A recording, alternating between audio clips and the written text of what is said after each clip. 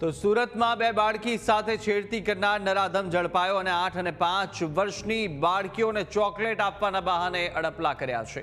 40 વર્ષીય નરાધમ ચોકલેટના બહાને બાળકીઓની રૂમમાં લઈ ગયો હતો અને બાળકીએ છેડતી કરનારના હાથે બચકું ભરી અને બચાવ કર્યો હતો।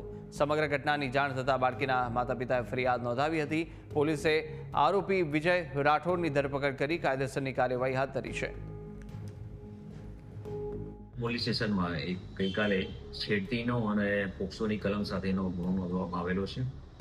બનાવમાં બે નાની દીકરીઓ છે 9 અને 10 વર્ષની। એમની વિજય રાઠોડ કરીને જે આરોપી છે જેની ઉંમર 40 વર્ષ છે અને એમના ઘરની પાસે જ રહે છે, એના દ્વારા છેડતી કર્યાની વિગત જણાઈ આવેલી, જે આધારે ગુનો દાખલ કરવામાં આવેલો છે।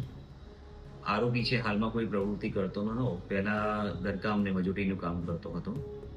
હાલમાં આરોપીને ડિટેન કરવામાં આવેલો છે અને તપાસની આગળની કાર્યવાહી ચાલુમાં છે।